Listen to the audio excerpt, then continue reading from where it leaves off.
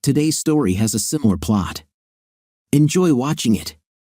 My 18-year-old daughter and I watched as my 25-year-old wife and boss, Chastity, loaded the last of her suitcases into the trunk of his car. He had come to pick her up that Sunday morning because they had a meeting on Monday in New York. They needed to fly out that evening to be ready and on time for the first of many meetings designed to discuss the case with the opposing party before mediation began. After 25 years of marriage, Chastity was still a very attractive woman. At 5 feet 5 inches, she still looked slim, though she had gained a few extra pounds over time. She had black hair and emerald eyes, and her curves were still in the right places. She had just turned 44 a couple of months ago. Chastity was a woman built for comfort and was happy with her life. We got married right after high school, and I worked to pay for her university while I studied online. The years had been kind to her, and childbirth had not changed her appearance. As soon as she graduated from law school, we moved back here to be closer to our families. By that time, we already had 2 children. In her first year of practicing law, Julie was born. I stood there, looking at him with conflicting feelings. I have to admit, I didn't like the smirk that idiot had on his face. From the look in his eyes, he thought he had outsmarted me. His self-confident behavior irritated me. I was 2 steps away from beating him. I wanted to say something so badly, but I bit my tongue. He wasn't worth it, and the woman he was carrying wasn't worth it either. They were driving because, as Chastity had explained to us more than once, it was their last attempt to settle a big civil case before going to court. She was so focused on her plans that she didn't notice from my words that I knew something else was planned. The problem for me with them was that I knew it because a little bird told me. That wasn't the only reason. They were going to St. Louis in an hour and then to New York that evening. Their first meeting with the opposition was scheduled for 9 o'clock tomorrow morning. Louise, who had never met me but contacted me through a phone call where I was working, had informed me of their plans. She claimed to be Michael's wife and wanted to warn me about what they were up to. We offered to take Chastity to the airport to see her off, but she made it clear that this was not necessary. Her boss, Michael, had left his car at the airport while he was away, and they were more comfortable doing it this way. It was maddening because they couldn't tell us when they would be back. There really wasn't much difference between me and that idiot. The height difference could be only 2 inches, if that, and he was about 6 years younger but not in better shape than I was.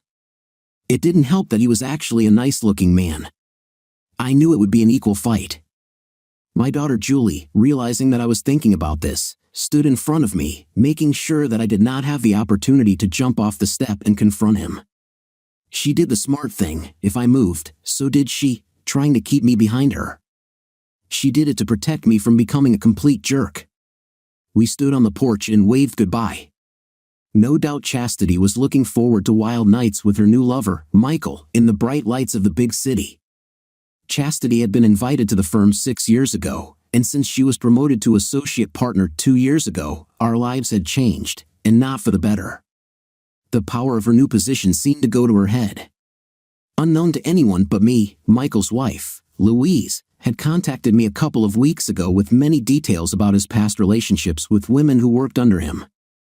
Louise told me that this was the last time he would do this to her. They had set a trap for him. As soon as his car was out of sight, my daughter and I went inside. "Do you think Mom has any idea what we know about her plans?" Dad asked Julie. "That Michael is planning to add another notch to his belt with her?" "Probably not," I replied. She was never able to see beyond the smoke and mirrors, even with her legal mind. If she heard rumors about his past behavior, she ignored them because she never took idle talk seriously. Despite her legal expertise, she still can't understand it simply. Rumors always begin with a basis of truth about the person. Your mother still sees the world and others through rose-colored glasses. However, she will join this relationship voluntarily because she believes she won't be caught. For her, it was always out of sight, out of mind. She will see it as a vacation from the boring routine of our daily lives, I explained. It will be a rude awakening for her when she realizes she has simply become another one of the many women he has used. It will be even worse when she faces the reality of what she has done. My daughter looked at me seriously before saying, "Why do you say that? If you think that, Why didn't you try to stop it? You know your mother as well as I do, I said. If I told her not to have an affair, she would deny that she was planning anything like that. She would simply say that I was jealous, immature, and childishly naive. The discussion would go downhill, resulting in a big argument that wouldn't lead anywhere. She would have left for the trip angry with me anyway and would have continued with her plan. As soon as they turned the first corner, she had already made up her mind. Nothing we said or did would have changed her opinion. Does his wife know what's going to happen? Julie asked. Yes, and also her father, I said. They already have the paperwork prepared to submit when they catch them. This isn't the first time he's done this. Louise has the names of other women he took as his last mistresses. Her children are grown enough for her to manage their needs without him, so she decided to destroy the facade they called marriage. He will be served divorce papers for adultery, and my wife will be served papers for interference with marriage. Will you forgive Mom, Dad? Julie asked with a worried look. Not this time, I said. I already forgave her once. It's different for me, and she won't be forgiven. It's time to settle the score and move on. The moment she left, divorce was already on the agenda. She had her chance and missed it. I would remember the look on my daughter's face for the rest of my life. Neither she nor any of our children ever knew. It must have been a shock for her to find out that their mother had already cheated once. Dad, you better explain that comment, Julie said, because it just doesn't make sense. Julie, you're the youngest, so what I just told you stays between us, I said. Last time, it was before she found out she was pregnant with you and continued until she clearly started showing. If you were his child, I would have left her then. Luckily, the blood test confirmed that you were mine. The look of shock on my 18-year-old daughter's face was priceless. It was a family secret known only to three. For the sake of the family, we deliberately kept it a secret. Who is he? Do we know him? Asked Julie. This is a man I haven't spoken to in 18 years, I said. Your kids all call him Uncle Charles. Julie sat there, taking it all in. Everything was becoming clearer to her. If Charles was present at a family event, her father never went. Her mother always drove them, but she deliberately tried to avoid Charles. Over the years, her grandparents celebrated Christmas twice, Christmas Eve with her family and Christmas with him. Now she understood why her father had never communicated or associated with her uncle. Hey Julie, I said sarcastically, maybe you should text your uncle and let him know that Chastity will be back at the market soon. Let him know what hotel they're staying at this week. With his past experiences with your mom, he might see this as a chance to reconnect for old time's sake. With these words, I went to the kitchen and started making coffee. With the Southeastern Missouri newspaper in front of me, I began scanning the classified pages for a place to rent while I looked for something to buy. I knew that until Julie graduated from university, Chastity would be allowed to stay in the house. I needed to move before Chastity came back. Judge Donald McDonald always put the needs of children first in all of his decisions. In many cases, this resulted in parents being dissatisfied. Not appearing in his court when ordered was tantamount to signing his own death warrant. I knew the results of many of his decisions, so I planned accordingly. I heard Julie's phone ring. I knew she had answered and was talking quietly to someone. I could hear her voice, but since she spoke very quietly, I couldn't make out the words. They had to talk for quite some time because I had made several calls and was getting ready to inspect several rental units. Dad, Uncle Charles admitted the scam and asked how I knew about it, Julie said as she walked into the kitchen. I told him what was going on in our lives at the moment. He fell silent for a few minutes before saying that your dad doesn't deserve to have this happen to him. He said if you're willing to listen to his side, he'll be waiting for you. After 18 years, I have to admit, reflecting on that time, maybe it's time to hear my older brother's side. Chastity's behavior made me look at that time from a different angle. I saw their behavior then as a complete betrayal, but I stayed in the marriage for the sake of the children. I was old school. I didn't want my children to grow up in a divided home. I opened the liquor cabinet and pulled out a 40-ounce bottle of Jack before saying, Julie, I need you to take me somewhere and then get the car back home. If either of us is sober by then, I'll be home. If not, when I wake up, I'll be there. He was waiting for me at our old favorite spot, a little fishing spot at the back of our father's property. At first, we just passed the bottle back and forth before he told me his side of the story. She was the complete opposite of what Chastity had told me, so I knew the truth had to be somewhere in the middle. After all these years, the truth no longer mattered. It was nice to hear him take responsibility for his behavior. With what my wife was about to do, I could now place more blame on her. Additionally, Charles had always been more of a follower than a leader. When we were both drunk, our father found us. He saw the fire we had lit and came out with a gun to investigate, thinking he would have to drive away local teenagers. He pulled us into the back of Charles's truck and drove us back to the farmhouse. Our mother, just like in the old days, took out her cast iron skillet to cook us some eggs and fried potatoes to begin the sobering up process. It had been a long time since I heard my father say, "If you boys want to get drunk and act like idiots, do it here in the back 50. Then, with a smile, he added, "Thank God you did it right." While we were eating, my mother called Julie and Charles's wife. By the time they arrived, we were starting to sober up, at least we weren't slurring our words anymore. Mary looked at us in bewilderment. Since she married Charles after everything happened, she had never seen us together. "Okay, you made up," Mary said. "After all these years, I think we all have a right to know what caused the separation in the first place." I was about to speak, but Charles pushed me, just like he did when we were kids. It was always his signal for me to shut up while he tried to get us out of trouble with our parents. He was always better than me at coming up with stories people would buy. I expected to hear another one, but I was wrong. Chastity and I, Charles began, we had an affair while she was pregnant with Julie. It was my fault. I was still immature and stupid. My younger brother, who was more mature, caught us. He told me then that I was dead to him in his eyes, and it was like that until today. My father, finally hearing the reason why Charles and I ended our relationship the first time, said, "Damn, if I were Clint, I would kill you." "What caused you to burst the dam?" Mom asked. "Chastity flew to New York with her boss," I replied. According to the hotel they were staying at, they only booked one room for the entire stay. Louise, Michael's wife, and her father have private investigators on them. I will be providing Ed with copies of their claims, videos of them being served with claims, and any other evidence they find. I realized as I said this that Julie had learned that her mother and Michael had been planning this for a long time. This was hard for Julie to realize because now it seemed to her that her mother was looking forward to it. Julie now understood why I had behaved the way I did. "I should have let you go after that idiot, Dad," my daughter said, looking me straight in the eyes. No one knew what to say, so I added, "Since Chastity will be allowed to keep the house while Julie lives there and goes to university, I need to find a place to live before she comes back."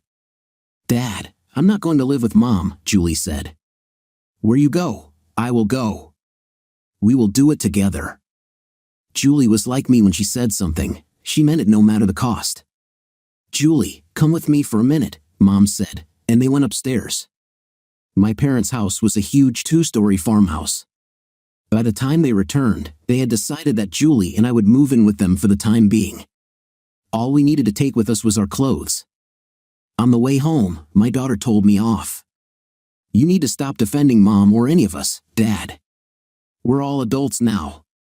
She went to New York knowing full well what she was going to do with Michael, believing she wouldn't get caught. To me, that shows what she really thinks about us. After we got home Monday night, we began slowly moving the items we wanted to keep. Each of us took our favorite things. I took my rocking chair, and she grabbed her makeup table and mirror. Chastity called throughout the week to keep us informed of what was happening. There was progress, but it was slow. Louise called because she decided that we should finally meet. We agreed to do this Thursday night at Logan's Roadhouse around 8. I arrived in work clothes without a tie. She was there dressed in a dress and skirt. I recognized her by the white scarf she was wearing and went over to introduce myself. She was pleasant to look at. It was obvious that she was several years younger and as healthy as a horse. She had long blonde hair, soft blue eyes, and a slender figure that commanded attention. Her curves were an open invitation to most men to look inside and get to know her. She was naturally strikingly beautiful. What impressed me most about her figure was that she dressed conservatively. Michael had truly proven himself to be a fool in my opinion. Having such a treasure at home and going after my wife, who was at least 5 years older, just didn't make sense to me. Why would anyone go for comfort food when they have prime meat right in front of them? I found out that she is indeed 10 years younger than me, and her 2 young daughters were 8 and 10 years old. I explained that I have 3 children, 2 boys and 1 girl, ranging in age from 23 to 18, but only one still lives at home. She was a kindergarten teacher, which now made it clear why she dressed the way she did. I worked as a human resources manager at a nursing home in the city. I kept thinking that my teachers in elementary school were never this attractive. It was Louise who informed me that they would still be in New York for the weekend because they had finished about 70% of the work on settling the details. After that, they would need to translate everything into legal language and sign an agreement before they could leave. They would be served late on Sunday evening and early Monday morning when they were awakened from a sound sleep. The hotel security service, having received management approval, would allow private detectives into the lover's room. She asked me how I was handling it. I said, much better than last time. We all ended up talking about it, and I noted that the main difference between this time and the last was that this time it was intentional. Last time, everything was so black and white. She asked if I knew who was first. I told her it was my older brother, over 18 years ago, before my youngest child was born. Until this week, we hadn't spoken to each other in 18 years. We made peace last Sunday after I told my daughter Julie about it. I said, she made us work the way we did when we were young. I had the worst hangover I've had in years.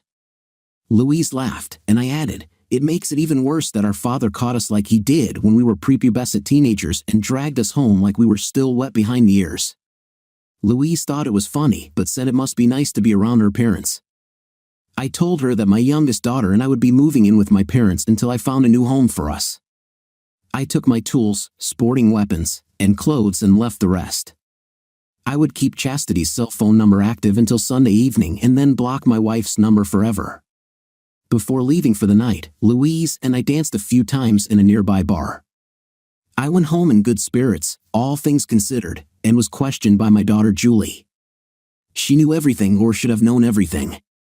The next day, while we were getting ready, Julie continued to tease me, repeating over and over again, Daddy has found a new girlfriend.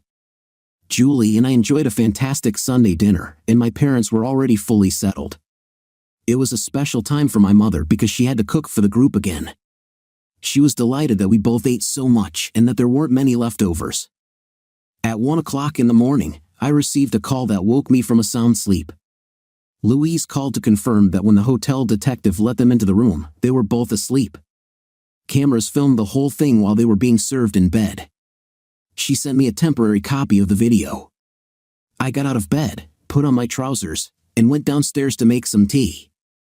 I had just made myself a cup of hot black tea when my mother joined me. Is the water still hot? She asked. I got up to make her some tea and showed her the video I had just received on my cell phone. I listened and watched as my mother's expression changed.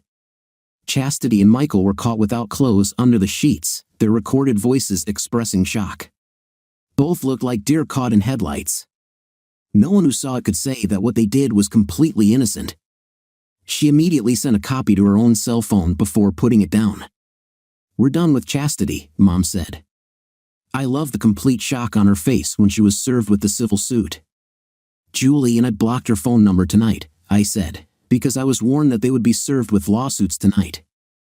Mom took her and Dad's cell phones so I could show her how to block numbers. It had been a long time since my mom and I shared tea in the middle of the night. It brought back many sweet memories for both of us. I walked in and told the receptionist to block all incoming calls from my wife because I didn't want to talk to her. Around 11 o'clock, she came and said, listen, she calls here every 20 minutes. How can we stop this? What's your mobile number? I asked. She gave it to me. I'm texting you a video clip, I said. Next time she asks to talk to me, ask for her cell number. If she gives it, send her a copy and let her know by text that Julie and I received it last night. That was the last time I saw her. For the rest of the day, she said, I did what you asked. Once she got it, there were no more calls. It intrigued me, so I looked it up. If your daughter or you need anything, just call, okay? I nodded my head affirmatively. Thanks, boss, she said. I deleted it and didn't tell anyone. While my mom was preparing dinner, before Julie went to help her, I told my daughter about what happened at work. I got a text message from a number I didn't recognize. Julie said it was from my mom asking me to call her. It didn't take long to realize it was probably Michael's number. I think your brothers will call us around 8 o'clock this evening, I said. Your mother will call them. They're probably already at the house and found us gone. If they do, they'll be shocked. Julie suggested, let's turn off our cell phones so my brothers will have to contact Mom to find out what's going on. That's what we did. For my daughter and me, it was a peaceful night. For others, it was not. We found out later that my sons actually came to our former home. As soon as they walked through the front door, they discovered that my favorite chair was missing. This led to a search of the entire house. It quickly became clear that Julie and I had moved out. It was only when they entered the kitchen that they found their sister's note. When they called Julie and me, their calls automatically went to voicemail, which made them even more frustrated. They were confronted by their mother on her cell phone, who claimed she didn't understand what the note meant. She also told them she didn't understand why we moved out. They called all over the city looking for us, but to no avail. Finally, in desperation, they called their Uncle Charles, who told them that after what their mother did the second time, perhaps his brother didn't want to be found. So Jason and Justin told their uncle about the note and what it said. All I can say for sure is that Michael is your mom's boss, and they've been sharing a hotel room in New York for over a week, Charles said. You're old enough to draw your own conclusions from this. The boys were so shocked by this that they forgot to ask themselves how and why their Uncle Charles knew about it.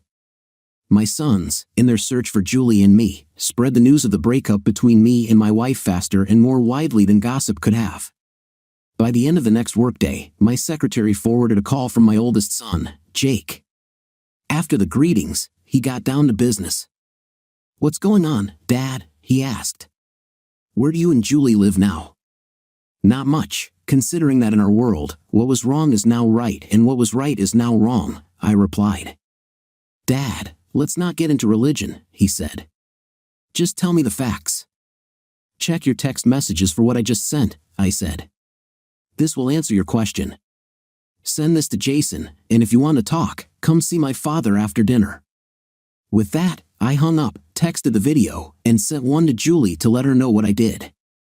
Less than 10 minutes later, Jake texted back, Damn, I'll be at Grandpa's at 8. My parents left my kids and me alone so we could have a serious conversation about our current marital status. Julie and I listened to what they thought I should do next. The boys did not see their mother's actions as a serious problem and believed that I should just get over it. We all make mistakes, Dad. Look how many times you forgave us when we were growing up, the boys said, which angered their little sister. You may be my brothers, but you're both idiots, Julie said angrily. It wasn't a damn accident. Mom and Michael planned everything.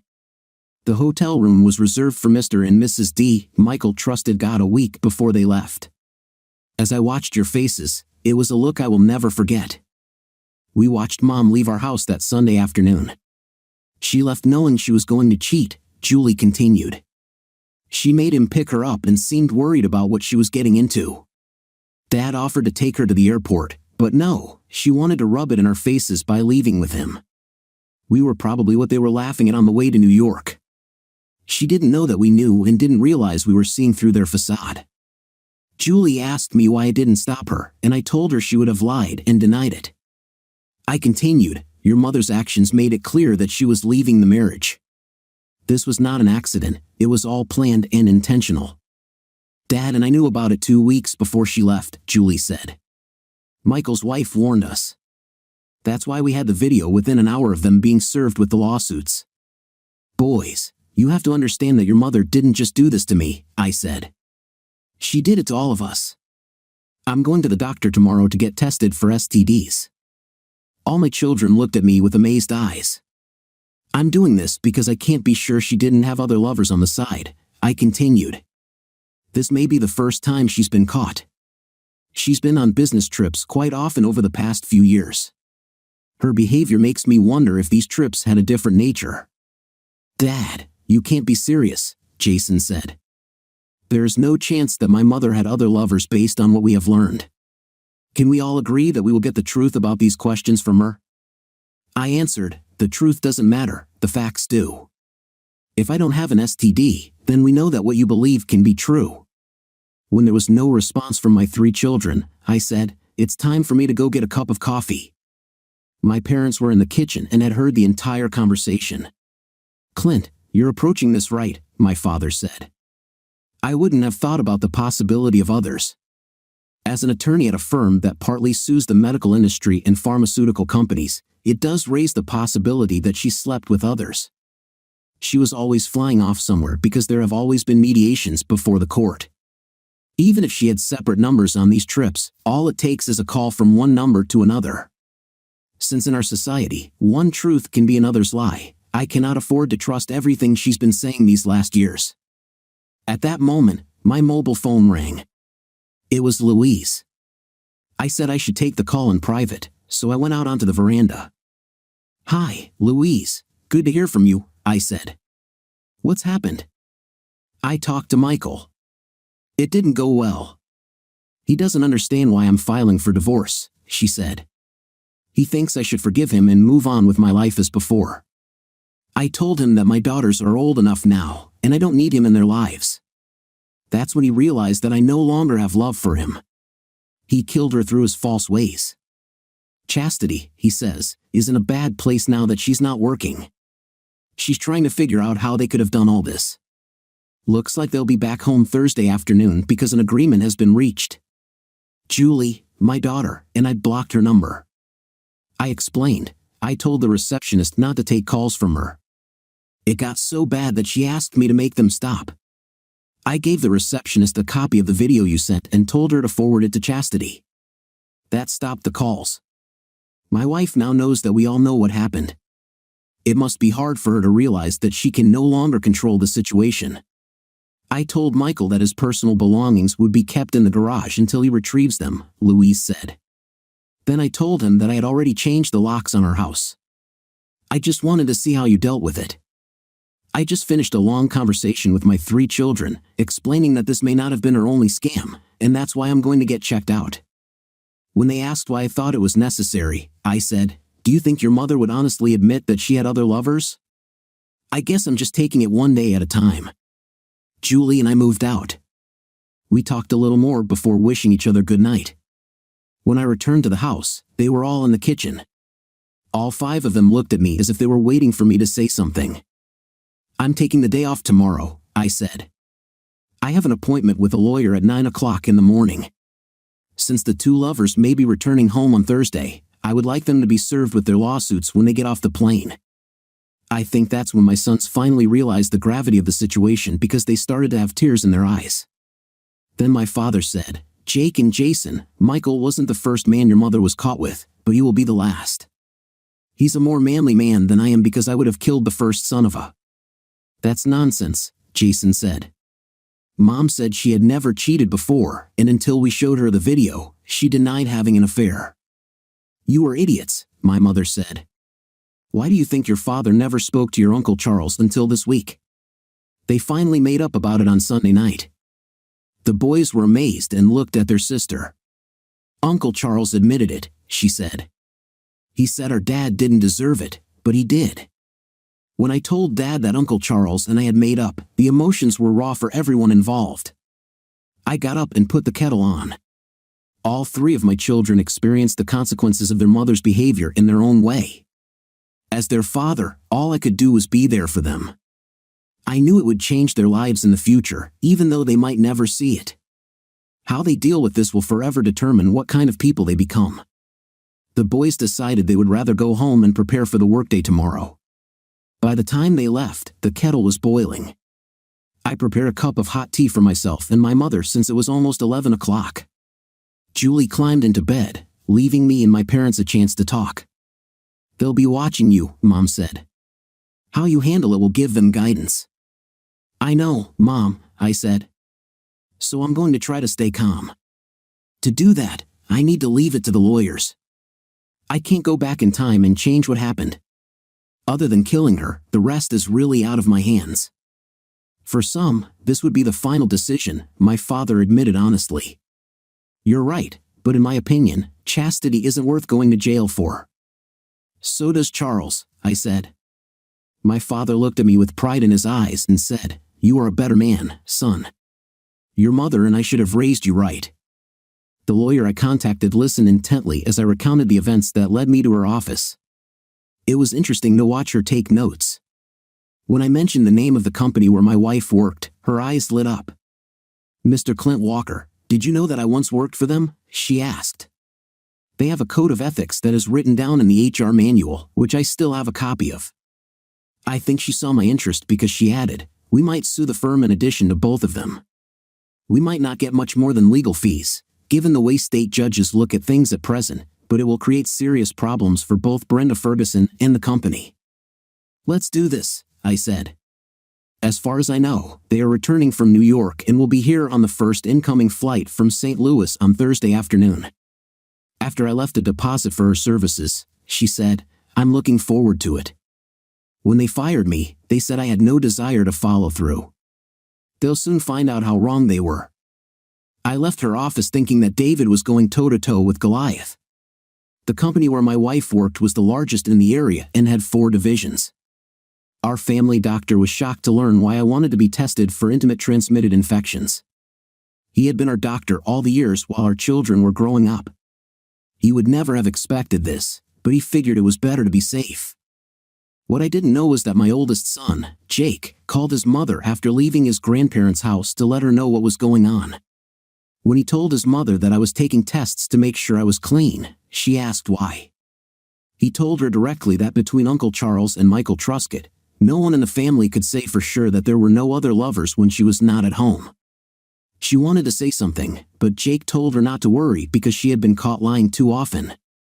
"Give things some time to cool, Mom, before you explain anything," he said, "because now we'll take it as just another lie." The company where my wife worked was fined while the lovers were on the road. My lawyer asked for $10 million. She also made clear in the suit that the dismissal of the senior and junior partners would be considered an admission of guilt. The moment the 2 lovers got off the plane, they were met by a procedural officer. It was noted by a third party that they did not appear to be a happy couple and that my wife had to take a taxi home. The doctor called me for an appointment for a shot, and it turned out I had a mild STD. Because it had to be reported to the county health authorities, Chastity was called in and forced to reveal all of her intimate partners. My lawsuit was made public on the 6 p.m. news. Chastity and Michael's behavior became public knowledge. Brenda Ferguson began to act quite effectively. Julie called me in response to my text message while she was moving from class to class, and I gave her the news of what the doctor had said.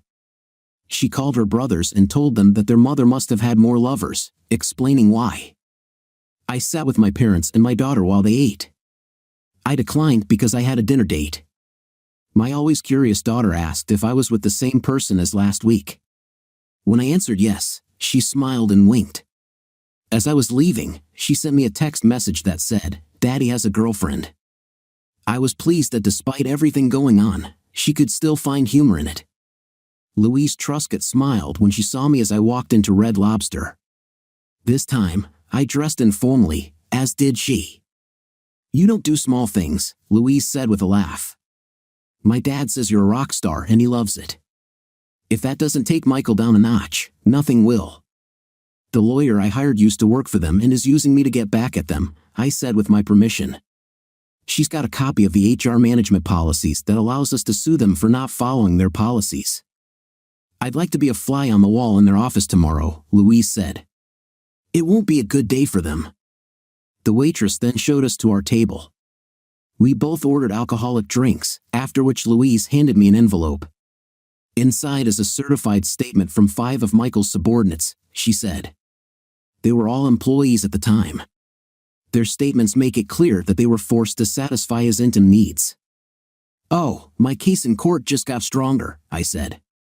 To be honest, when she suggested this course of action, I thought that because of the way judges look these days, we'd be happy if we won enough to cover her legal fees.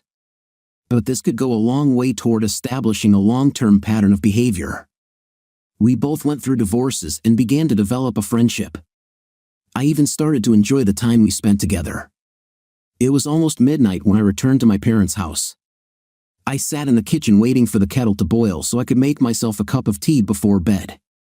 It gave me time to reflect on everything that had happened since Chastity left on her trip. I was pouring hot water into a cup when my daughter said, "Daddy, make some for me too, please." I looked at my daughter and realized she was crying. It's okay to cry. It's part of healing. I'm surprised you lasted this long, I said. She threw herself into my arms and burst into tears. I just held her until she calmed down. By the time we drank our tea, she had settled. She asked me how my dinner with Louise was. Honestly, we were just getting to know each other better, but it looks like it will turn out to be a good friendship, I said. Julie asked a few questions about Louise, and I answered them to the best of my ability. I took the statements to my lawyer at lunchtime on Friday. When she called me later that day, she said she was busy getting certified statements about another senior partner at the firm and asked if she could take it on as a class action for all the women involved. This meant resubmitting and asking for a significantly larger amount. I told her to continue. Before saying goodbye, she mentioned she had learned from a friend that it had been a very difficult day for Chastity and Michael. Even though they brought home a huge settlement and made millions for the firm, there was no mention of it. The employees I worked with were very supportive, as were other people in senior management. I went to the bank and withdrew $1,000 in cash. On the way home, as soon as I returned, I hugged my mother and stuffed the money into her apron. She noticed and looked at me with a look only a mother can give her son. "Just consider it a donation to help cover your extra expenses while we live here," I said. "Anywhere else, it would have cost me a lot more." She was about to say something, so I looked at her so she would speak. "Only this time it won't happen again, understood?" she said. I nodded, grateful that she let me get away with it. Chastity returned home to an empty house, having survived a day where she was treated like a disease. Both Michael and she were effectively unwanted guests. Her husband and his lawyer were suing the whole firm. She couldn't understand how her husband, Clint, had managed to find a disgruntled ex-employee who would never have made partner to represent him. It was not the fact of the lawsuit itself that was important. What mattered was that Clint used someone who knew all the tricks they would try to minimize the claim before moving forward. This put the firm at a disadvantage from the very beginning. Finally, having made herself a rye cocktail, she sat down and read the divorce petition to the end. She then realized that both her husband and daughter knew about their plans. They even knew that they were registered as a couple. Clint now had to see that this turned out to be the end of their marriage. She, not seeing this, sent a message to her husband and daughter that was now quite clear, even if it wasn't true.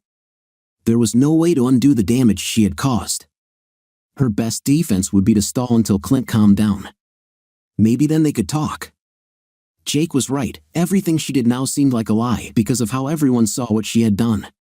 None of this was worth what she was forcing everyone to face. She walked out the front door to get the mail, thinking it couldn't get any worse. While going through it to sort through the junk, she found an envelope addressed to her from the county health department. After opening the letter, she discovered that I had contracted an STD. Chastity was asked to come in for a checkup. Chastity sat down and started crying.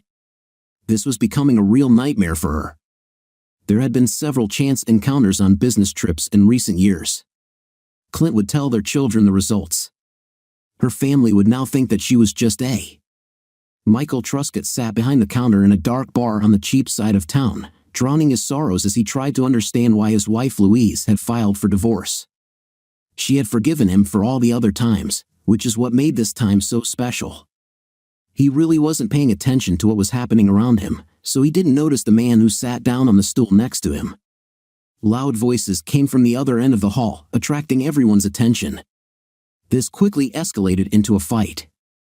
Michael turned to look, just like everyone else, and was hit not once but 3 times very hard in the face.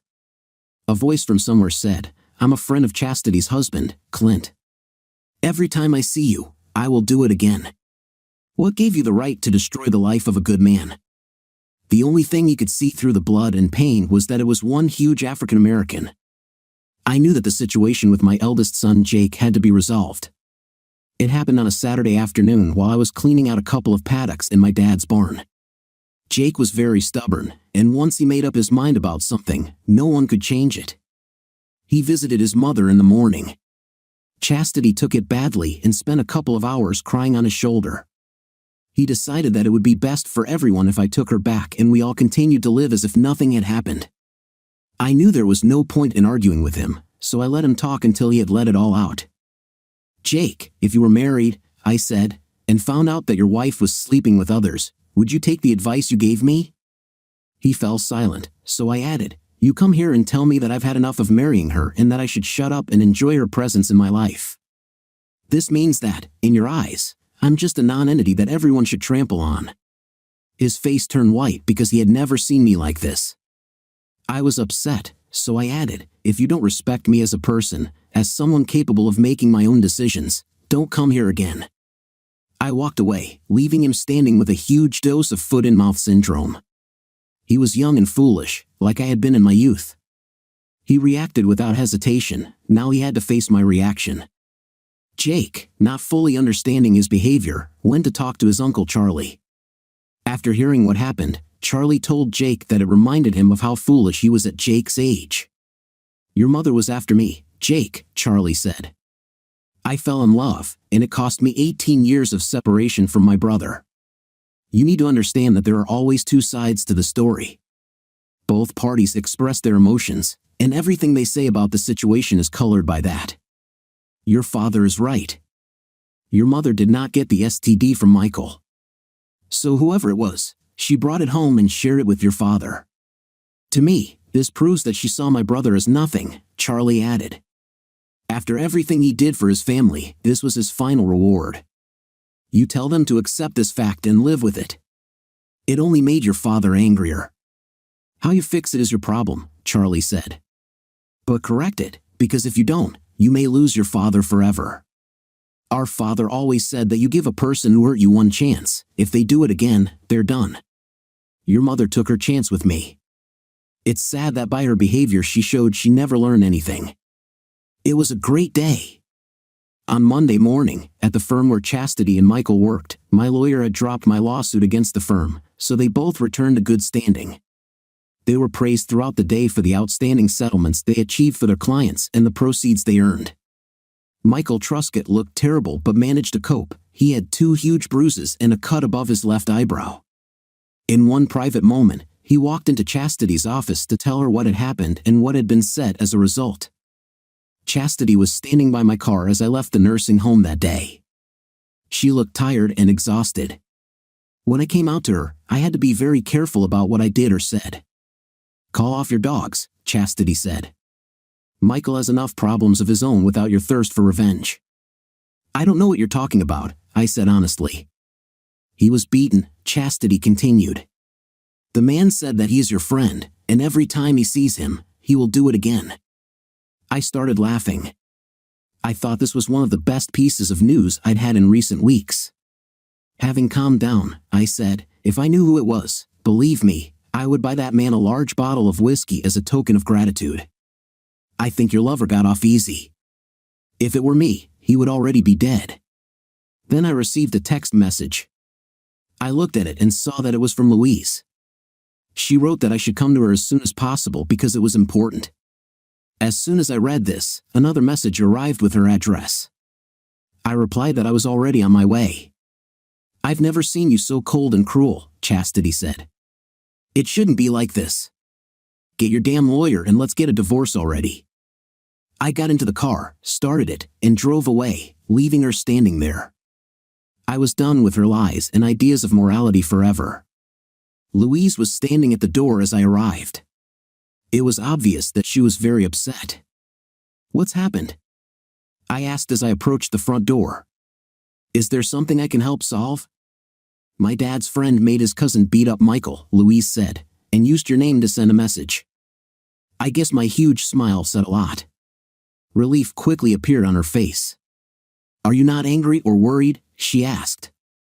"Relieved, not at all. I just wish I knew where he lives so I can send him a thank you whiskey," I said. Automatically, I hugged her for a moment. Louise didn't resist. Reluctantly, I let her go. I was about to apologize, but she stopped me with a kiss on the cheek. "They are both inside and want to work things out with you," Louise said, taking my hand. We held hands as she led me to the kitchen. I saw her daughters peeking out from one of the bedrooms, so I winked at them with a smile. They answered me the same way. Louise's father was a little younger than mine, but I treated him with respect. When I saw the huge African-American man, I smiled. "If you were of age," I said, "I would send you a large bottle of whiskey as a token of gratitude." After that, I extended my hand to him as a sign of friendship, and he accepted it, adding, "Next time you want to do something stupid, ask yourself if it's worth going to jail." My father told me that when I was your age, and it saved me a lot of trouble. With the tension relieved, formal introductions were made, and before long, her father said it was time to take the young man home. This left Louise and me with her 2 children. Her daughters came out and introduced themselves. Livia was 10 years old and Lori was 8. I asked them about their favorite restaurant, and they said it was an all-you-can-eat pizza place called Zeiss. I got down on one knee and said, "Would you young ladies allow me to invite you and your mother there for dinner?" Perhaps it was because of my suit without a tie, but they both immediately said yes. "Well, there's one thing I need to do before we can go," I said. "What is it?" the girls asked. "I need to call my mom and let her know I won't be home for dinner." They thought it was funny and laughed. By the time we got to Zeiss, Louise and I walked in while the girls ran ahead. As we sat down, one of Louise's colleagues saw her. When Louise approached for more pizza, a colleague stopped to talk to her. "Are you Mom's boyfriend?" Livia asked. "I'm a guy and I'm her friend," I replied, not knowing where she was going with this. "Did you go on a date?" Livia asked insistently. "I haven't invited her yet," I replied, "but I would have to get permission from someone else before I could do that." "From whom?" asked Lori. "From you and your sister," I said. The girls laughed before they both exclaimed, "You can, because Mom already says she likes you." When Louise returned to our table, she found us laughing and talking happily, as if we were old friends. I said I was going to get some more, and Lori said she would come with me. So off we went. Lori decided she was ready for dessert, and I put what she wanted on her plate. I thought she would return to the table, but she waited until I had helped myself. Once we got back to their house, I escorted the 3 ladies to the front door. As Louise opened the door, I lowered myself to my daughter's level and thanked them for having dinner together. As soon as the door opened, the girls ran inside, getting ready for bed. Then I decided to say goodbye. Since I was extremely inexperienced in dating, I decided it was best to just say goodbye. After saying goodbye, I got ready to leave. "Come back here," Louise said. I turned on the steps so that we were face to face. Louise leaned over and kissed me on the lips. I reciprocated her feelings. "My daughter said you were going to ask me on our first date," Louise said. "Livia made a mistake," Louise added. Louise took me by surprise, so I began to explain what happened while she was talking to a colleague. Then Louise and I sat on the front porch like teenagers discussing the situation. It took us a while to both admit that we were interested in each other but were worried about what we were facing. Since it was almost the end of September, we decided to take the girls to the town fair the following Saturday and then decide what to do next. It was almost 10 o'clock in the evening when I arrived at my parents' farm. I went into the house and found that everyone was still awake. Julie immediately noticed my good mood as soon as I walked through the door. "Dad has a huge happy smile on his face," Julie said. "The meeting must have been really important for him to be so happy."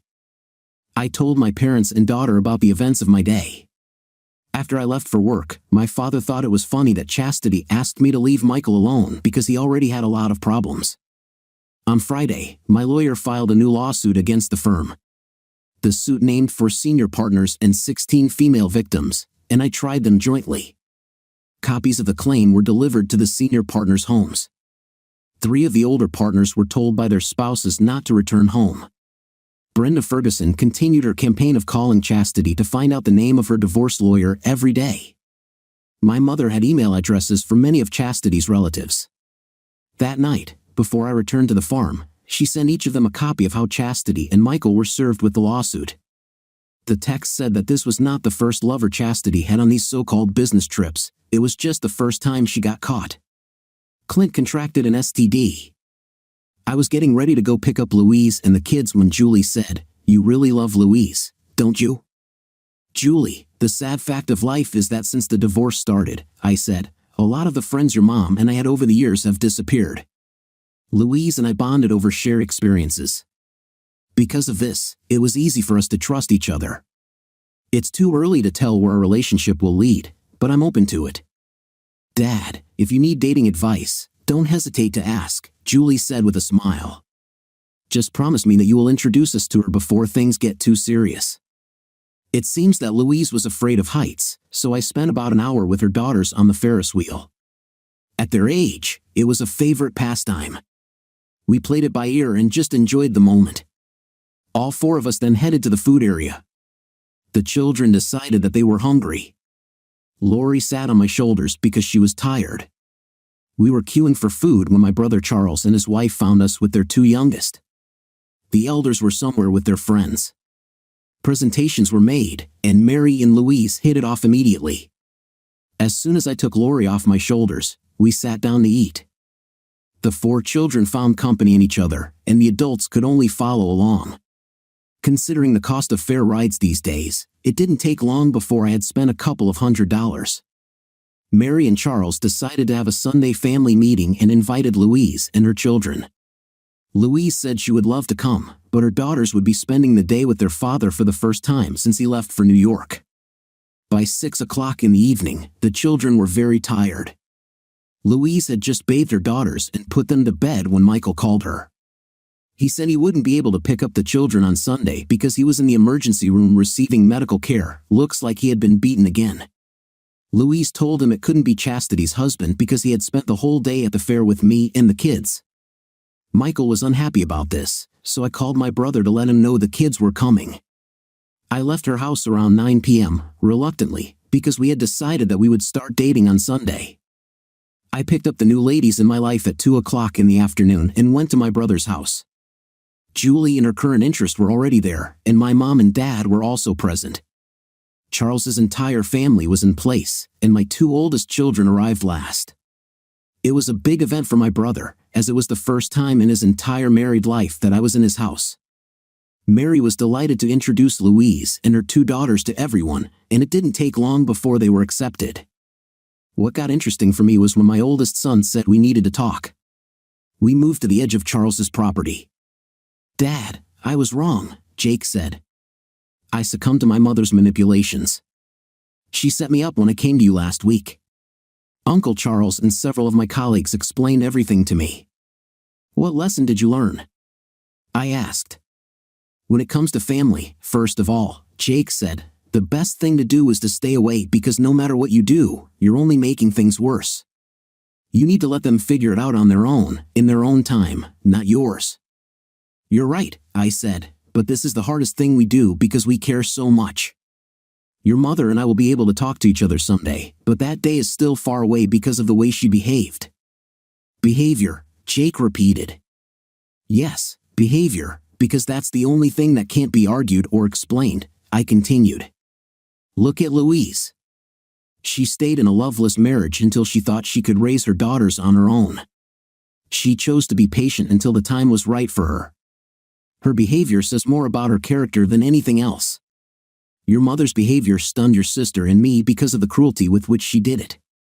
No matter what she says with her voice, her behavior makes most of what she says a lie. One of the things our grandfather taught us when we were young is that if I'm not worthy of honesty, then you're not worth lying to." "Dad," Jake said sadly, "the question must be asked, what else did she lie about?"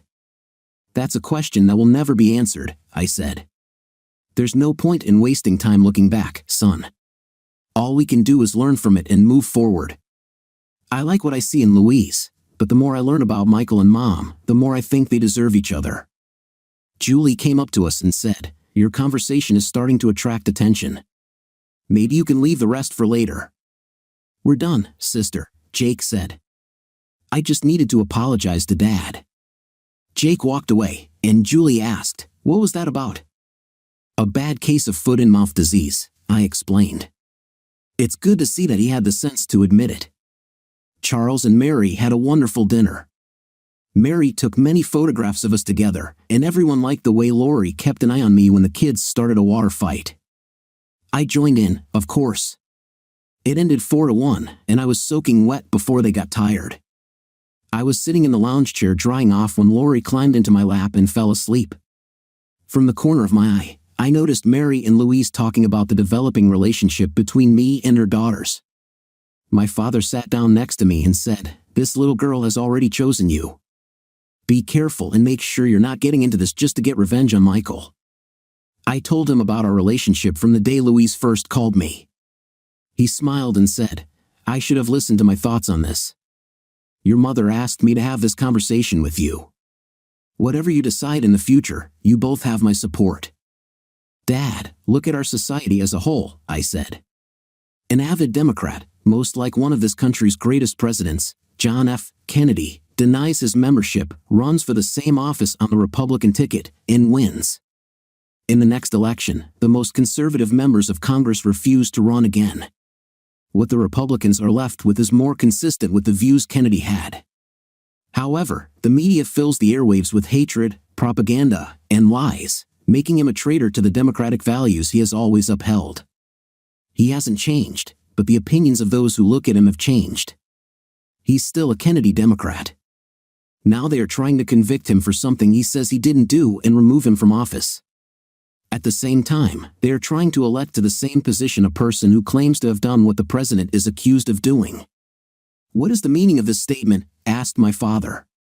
They have the same idea of truth, honesty, behavior, and morality as my soon-to-be ex-wife.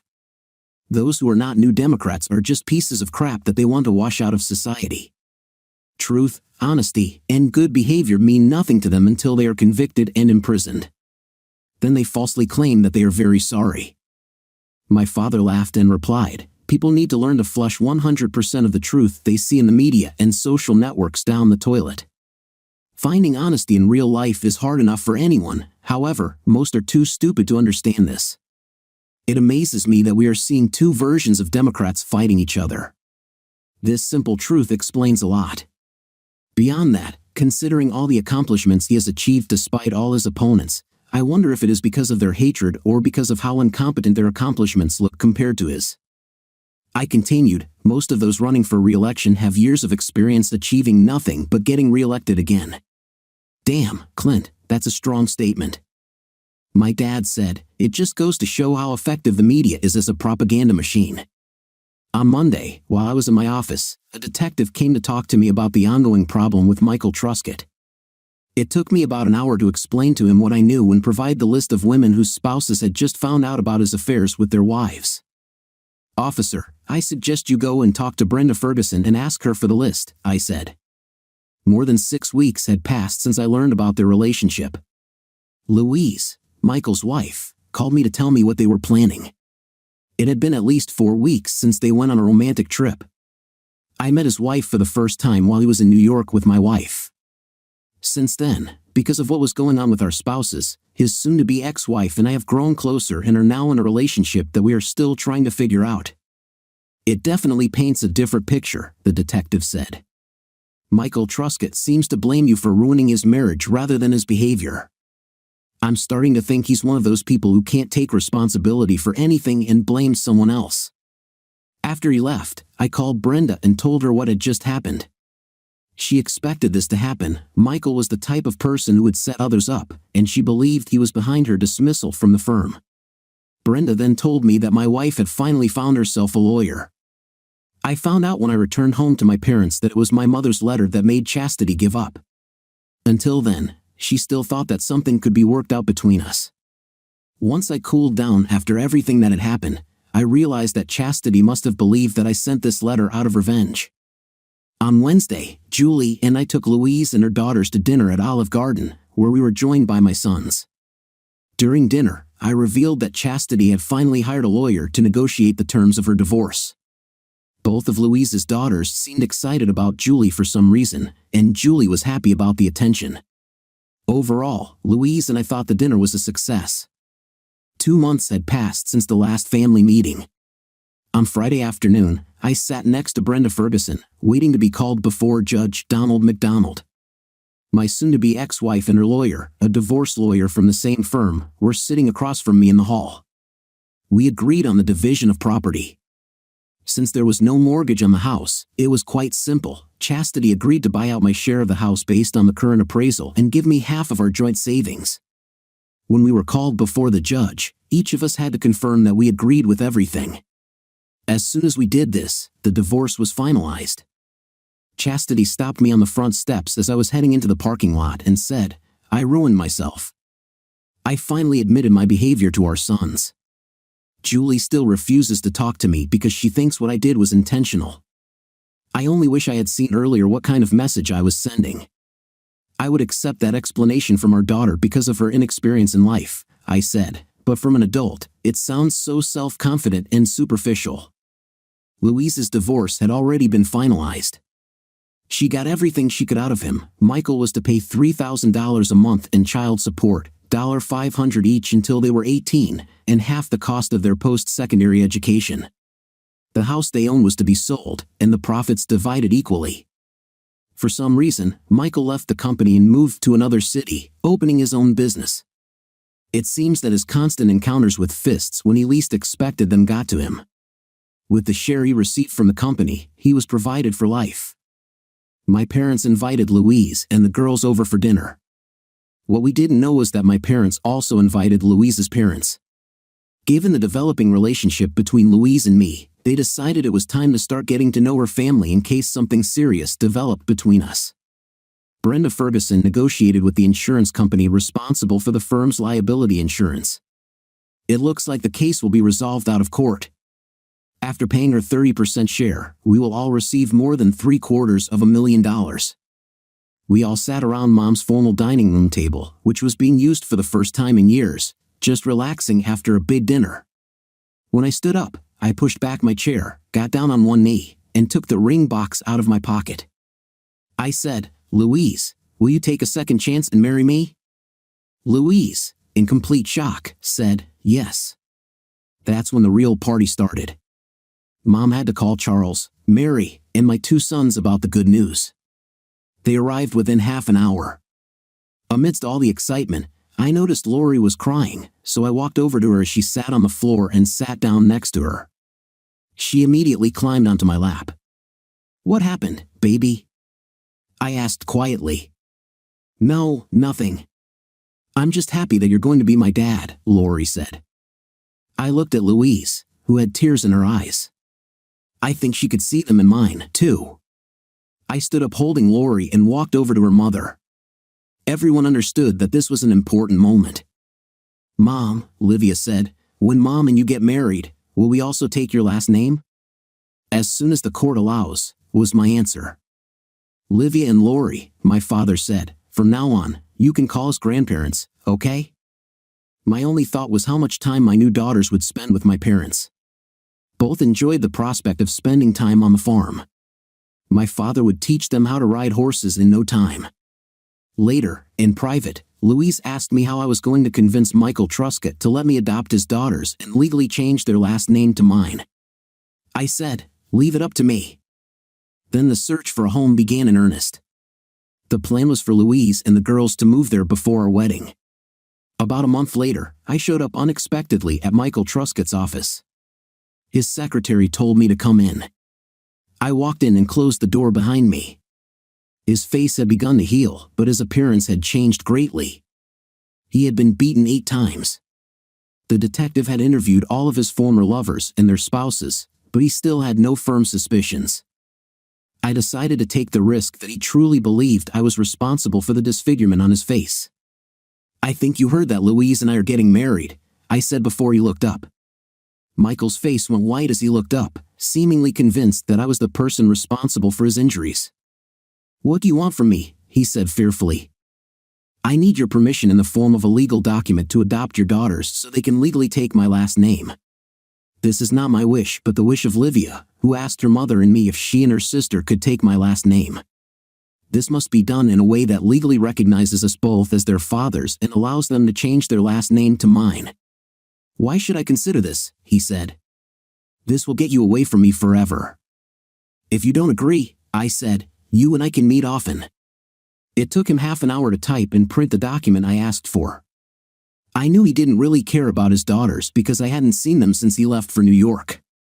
His secretary, who was also a notary, certified the document and stamped it. According to Louise, he only married her because she became pregnant. When his family found out, he was pressured into proposing. I made it to the school where Louise taught kindergarten just as she was letting the class go. I had to go into the office because they didn't know me at school. I asked one of the employees to call her to the office. When Louise arrived, she was surprised to see me. "Louise, I made a promise to your daughters on the day of our engagement," I said, handing her the envelope I had taken from my inside jacket pocket. "I think this will allow us to give them what they want." She took it, opened it, and read the enclosed document. "How?" she asked, her eyes filling with tears. "Michael still believes I'm behind his face being met with fists," I said. "I used his fear to my advantage to achieve this for us. I thought we could arrange it so that on our wedding day, Livia and Lori could legally take my last name." "Julie told me the night we got engaged that you always keep your word," Louise said. "Especially in front of a child. Do you think Brenda Ferguson will take care of the adoption papers and file them in court?" "I'll call her office," I said, taking my cell phone out of my pocket. "The secretary should be able to answer this question. If she can, I'll make an appointment so you can come."